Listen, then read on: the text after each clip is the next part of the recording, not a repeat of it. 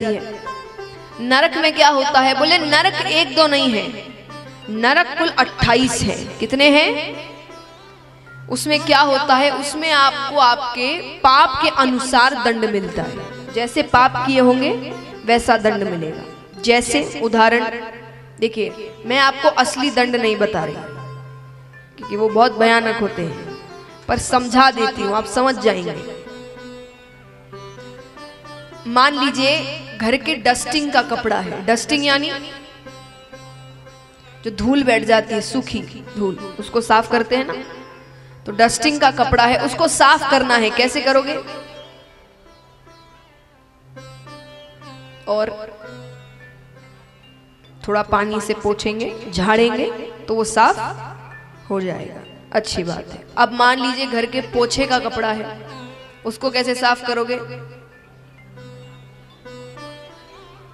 पानी में धो के, और सिर्फ पानी से तो होगा नहीं,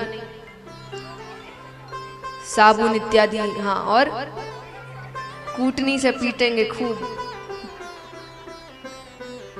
ब्रश और साबुन में खूब घिसेंगे, तब जाकर वो साफ होगा। अब मान लीजिए रसोई घर का कपड़ा है जिसमें तेल की चिकनाई है,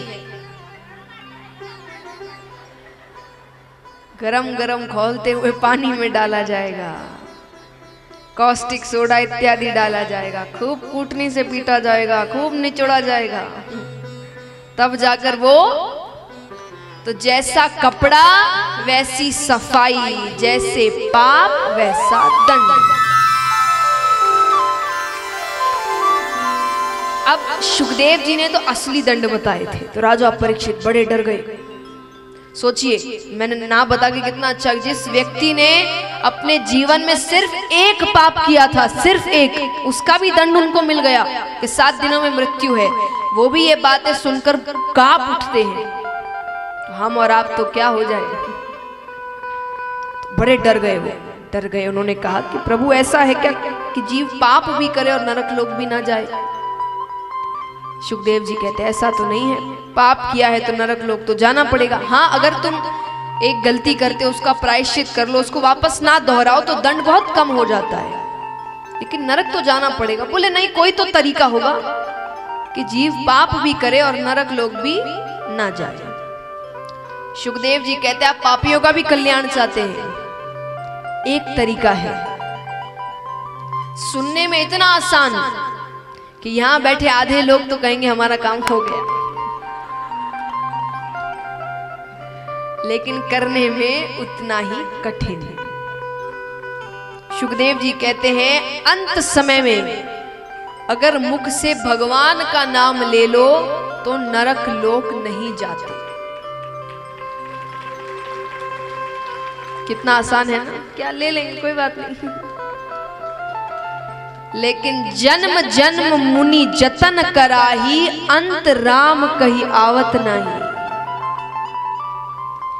बड़ी मुश्किलें होती है अंत समय में। कहते हैं, पता तो देखिए किसी को नहीं है, ये सुना ही है ये बातें, कि अंत समय में आपको भयंकर पीड़ा होती है, बहुत पीड़ा होती है। मतलब आप अंदाजा नहीं लगा सकते, इतनी पीड़ा होती है। तो एक तो उस पीड़ा से किसी का ध्यान नहीं हटता, और अगर ध्यान हट जाए तो कहां ध्यान जाता है? बच्चे से मिल लूं, पत्नी से मिल लूं, पति से मिल लूं, मां से मिल लूं, उससे मिल लूं। भगवान दूर दूर तक किसी के ख्यालों में नहीं आते। अब देखिए, सांसारिक लोग कोई भी बात को सच कब मानते हैं? हम और आप बताइए, कोई भी बात सच्ची है या व्यक्ति सच बोल रहा है, कब मानेंगे?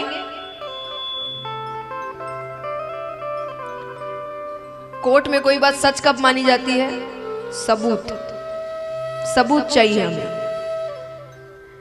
तो राजा परीक्षित भी सांसारिक ही है, राजा है। राजा परीक्षित कहते हैं कि किसी के साथ हुआ है ऐसा, वरना सिर्फ कहने से कैसे मान ले? किसी के साथ हुआ हो तो समझ में आए कि भाई बात सच्ची है। तब वो बताते हैं सुखदेव जी कि कन्नौज नगरी में एक ब्राह्मण रहते थे। उनके एक पुत्र था, उसका नाम था अजामिल। छोटा सा बालक। पिता ने भगवान की खूब सारी बातें बताई, पिता भी भगवान के अच्छे भक्त थे, पूजा पाठ करते थे। अब बच्चा एक बार खेलते खेलते वन की ओर जाता है। वन में उसने एक शूद्र दंपत्ति को संभोग करते हुए देख लिया। बहुत छोटा है, बाल हृदय है, बुराई मन में प्रवेश कर गई। बच्चे जब छोटे होते हैं ना, उनको सही गलत नहीं पता होता, और अगर कोई बात उनके मन में बैठ गई तो फिर उसको निकालना बहुत मुश्किल होता है। और बचपन की बातें तो वो बहुत ज्यादा याद रखते हैं। हमको अपनी 11वीं 12वीं कक्षा की पढ़ाई इतनी याद नहीं होगी, जो कुछ साल पहले ही खत्म हुई होगी, लेकिन ABCD सबको अभी भी याद है, क्योंकि वो उम्र, उस समय की कविताएं, मछली जल की रानी है, ट्विंकल, सबको याद है। वो उम्र वैसी होती है। उस समय जो बैठ गई ना बात, वो जिंदगी भर नहीं हटती दिमाग से। तो इसलिए उस समय कहा जाता है संस्कार दो, उस समय ध्यान रखो, उस समय ध्यान, उस समय सोच लिया बच्चा है तो ऐसा बच्चा निकलेगा, फिर उस समय थोड़े आप प्रेम अपनी जगह, सही गलत के बीच फर्क उसको उसी वक्त बताइए। तो उन्होंने देख लिया, बाल हृदय में बुराई प्रवेश कर गई। अब एक अवगुण आ जाए ना, तो वो अपने भाई बंदों को बुला लेते। अब वो झूठ बोलने लगा, मदिरा पान करने लगा। अब ये सब करना है, उसके लिए पैसे चाहिए, पिता से तो मांग नहीं सकता, तो वो चोरी करने लगा। धीरे धीरे बड़ा हो रहा है, पिता की मृत्यु हो जाती है, चोरियां डकैतियां बन रही है, खूब बड़ा महल खड़ा किया, कितनी स्त्रियां उसके साथ उसके घर पर रहती। अब उसी नगरी में एक ऋषि 100 वर्षों की तपस्या कर कर उठते हैं। वहां के लोगों से कहा कि यहाँ किसी ब्राह्मण का घर है क्या? वहां पर उस वक्त ब्राह्मण का घर सिर्फ उसका था। सबने कहा घर तो है, पर अब पिता तो मर गए और वो बच्चा तो ब्राह्मण कहलाने लायक है नहीं। ऋषि ने कहा मुझे क्या करना है, मुझे रात गुजारनी है, लेकिन ब्राह्मण के घर पर। ठीक है, उसका घर इतना बड़ा था, कई कमरे थे, उसने एक कमरा दे दिया। वो एक ही रात है, वो ऋषि तो उसको भगवान का नाम जप करने में बिता रहे हैं और अजामिल उसको गलत कार्यों में बिता रहा है। सुबह उठते हैं, ऋषि को सब पता चल गया, ये कौन है, इसने क्या किया, बचपन में क्या हुआ। अब यहाँ पर जाने से पहले उन्होंने कहा कुछ मांगना चाहते हो तो तुमने मेरी सहायता करी। उसने कहा मेरे पास सब है, कुछ नहीं चाहिए। ऋषि ने कहा तो मेरा एक और काम कर दो। बोले क्या? बोले तुम्हारी पत्नी को अभी 10वां गर्भ है। बोले हाँ। तो बोले उससे जो बालक होगा ना, उसका नाम तुम नारायण रखना। क्या रखना? नारायण। उसने कहा ठीक है। अब जैसे ही बालक होता है, उसने बालक का नाम जो वचन दिया था नारायण रखा, क्योंकि घर का सबसे छोटा बालक था तो उस पर मोह ज्यादा था। तो अब दिन भर उसके मुख में एक ही नाम, नारायण इधर आना, नारायण भोजन करना, नारायण कहाँ गया, नारायण को घुमाना, नारायण नारायण नारायण नारायण, दिन भर एक ही नाम। समय बीतता है, अंत समय आता है। अंत समय यमराज सामने, उनको देखकर वो जोर से चिल्लाता है नारायण मुझे बचाओ, नारायण मुझे बचाओ। नारायण नाम सुनते ही तो भगवान उठते हैं। भगवान अपने पार्षदों से कहते हैं जाकर देखो कौन मुझे पुकार रहा है, उसकी मदद करो। वो जाते, उनको देखकर यम के दूत भाग गए। अब यमराज भगवान के पास आते, यमराज कहते आपके किसी भक्त का अंत समय होता है, मैं नहीं जाता, लेकिन ऐसे पापी के अंत समय में आपके पार्षद क्यों आए? भगवान कहते हैं पुण्य करने वाला हो कि महापापी हो, तुमको पता है अंत समय में अगर कोई मेरा नाम ले ले तो वो नरक नहीं जाता। अरे यमराज कहे वो आपका नाम नहीं ले रहा था, वो अपने पुत्र का नाम ले रहा था। भगवान कहते पुत्र समझकर, पिता समझकर, मित्र समझकर, शत्रु समझकर, वो नाम तो मेरा ही ले रहा था। भगवान की। अब इस कहानी से पता है आपको, मैं एक बात समझाती हूँ। यहाँ कितने माता पिता बैठे होंगे जिनके छोटे छोटे बालक होंगे। जो बालक बहुत छोटे होते हैं, नादान होते हैं। कई बार होता है ना, घर का गुस्सा, झगड़ों का गुस्सा बच्चों पर उतरता है, तो आप उनको या तो बहुत जोर से डांट देते हैं या हाथ भी उठा लेते हैं।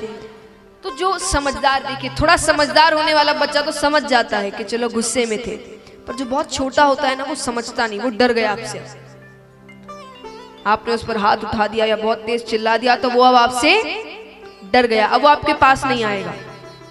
तो आप उसको अपने पास कैसे बुलाते हैं? पास कैसे बुलाते हैं उसको? ऐसे तो आ लिया, उसको और डर लगेगा। बताइए, लालच। आप उस बच्चे को आइसक्रीम दिलाऊंगा, चॉकलेट दूंगी, हाँ मेरे पास बाहर घुमाने लेकर जाऊंगी, नहीं डांटूंगी, अब नहीं, पक्का नहीं डांटूंगी। तो वो लालच से आपके पास आता है। तो भगवान भी हमें, अब देखिए पैसे ये सब इत्यादि का लालच तो भगवान देते नहीं। क्यों? क्योंकि ये तो हम कमा रहे हैं, कार्य कर रहे हैं, हमको दिख रहा है सामने, ऐसा करेंगे तो पैसा मिल जाएगा। भगवान किस चीज का लालच देते हैं? जो हमारे हाथ में नहीं है। कल्याण कर दूंगा, नरक लोक नहीं जाने मिलेगा। अरे मेरे पास आ तो शरीर, मेरा नाम ले लेगा, नरक लोक नहीं जाएगा, मुझे रोकर पुकार लेगा, मैं सारे पाप खत्म कर दूंगा। तो ये भगवान के तरीके हैं अपने बच्चों को अपने पास बुलाने के। भगवान कहते मैंने उनको नहीं छोड़ा, उन्होंने मुझे छोड़ा है, वो मुझे अपना नहीं समझते। देखिए कई लोग कहते हैं ना, जैसा मैंने आपको एक दिन पहले भी कहा था कि कई लोग कहते हैं उत्तरा के समय कि कई लोग मुझे कहते हैं कि आप पर तो पूरी कृपा होगी। मुझे कहने का मन, आप पर क्यों नहीं है? कहते हम कहाँ इतने बड़े। तो आप क्या कहते हैं कि योग्यता के अनुसार भगवान आते हैं, आप ये समझते हैं। योग्यता में वो ताकत नहीं जो ताकत अपनेपन में है। एक बहुत बड़े सेठ जी है, खूब बड़ी कंपनी चलती है उनकी, उस कंपनी में कर्मचारी काम करता है, पढ़ा लिखा है, बहुत मेहनती है, ईमानदार है, वो महीने के 60 से 70 हजार कमाता है। वहीं सेठ जी का बेटा है जो इतना अयोग्य है कि उसको कोई महीने के 100 रुपये भी ना दे। कितने? 100 रुपये भी, वो इतना अयोग्य है। लेकिन जब सेठ जी की मृत्यु हो जाती है तो सेठ जी की जो पूरी जायदाद है वो किसके नाम पर जाती है? वो कर्मचारी के नाम पर। किसके नाम पर? बेटे के नाम पर। क्यों? कि वो अपना है। तो योग्यता में वो ताकत नहीं जो ताकत अपने पर। भगवान को अपना बनकर पुकारिए। हम जैसे भी हैं, अच्छे हैं, बुरे हैं, पुण्य करते, पापी है तो आपके बच्चे, संभालना तो आपको ही पड़ेगा। बच्चों के लिए मैंने कहा ना, कुछ भी हो जाए वो जानते हैं माता पिता के लिए कि ये मुझे छोड़ेंगे तो नहीं, कुछ भी कर ले पर ये मुझे छोड़ेंगे नहीं। वो विश्वास आपको भगवान पर लाना है। हम कैसे भी है तो आपके। आइए जो सच में भगवान को उतना अपना मानते हैं,